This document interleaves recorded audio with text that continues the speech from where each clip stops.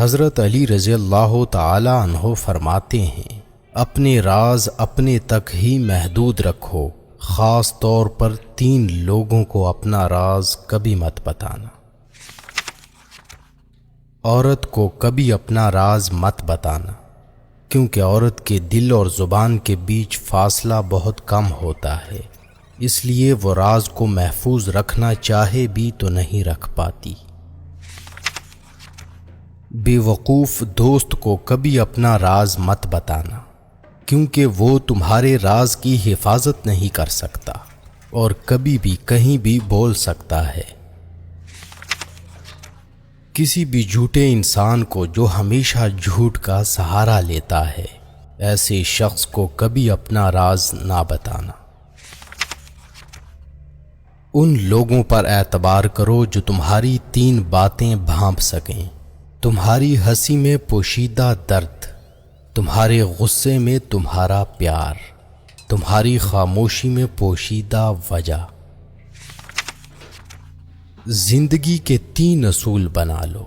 اس سے ضرور معافی مانگو جسے تم چاہتے ہو، اسے کبھی مت چھوڑو جو تمہیں چاہتا ہے، اور اس سے کبھی کچھ نہ چھپاؤ جو تم پر اعتبار کرتا ہے۔ ہمیشہ ایسے شخص کو چنا کرو جو آپ کو عزت دے، کیونکہ عزت محبت سے کہیں زیادہ خاص ہوتی ہے۔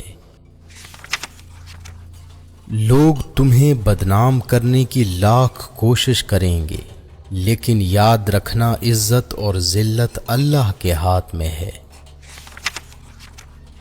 حضرت علی رضی اللہ تعالی عنہ نے فرمایا، میری 5 باتیں ہمیشہ یاد رکھنا، کامیاب ہو جاؤ گے۔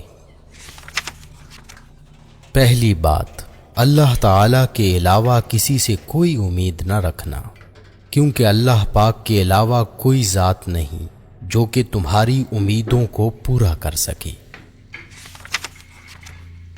دوسری بات، اپنے گناہوں کے علاوہ کسی چیز سے نہ ڈرنا کہ کل کو جب اپنے اللہ کے سامنے جاؤ گے تو اللہ کو کیا منہ دکھاؤ گے۔ تیسری بات یہ ہے کہ اگر تم سے کوئی ایسی بات پوچھی جائے جس کا تمہیں علم نہ ہو تو یہ کہتے نہ شرمانا کہ میں نہیں جانتا۔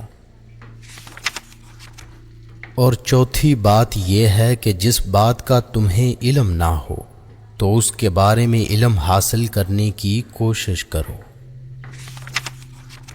اور 5ویں بات یہ فرمائی کہ صبر کرو، ہر حال میں صبر کرنا انسان کے لیے بہتر ہے، اور صبر ایمان کا حصہ ہے، بلکہ یہاں تک فرمایا کہ صبر کا مقام ایسا ہے جیسا کہ بدن میں سر کا مقام ہے۔ ہزاروں لوگوں میں اس ایک کو عزیز رکھو جو تمہاری غیر موجودگی میں بھی تمہاری عزت پہ کوئی داغ برداشت نہ کرے۔ خدا کے نزدیک کسی انسان کی عزت جتنی زیادہ ہوتی جاتی ہے، اس کا امتحان بھی اس قدر سخت ہوتا چلا جاتا ہے۔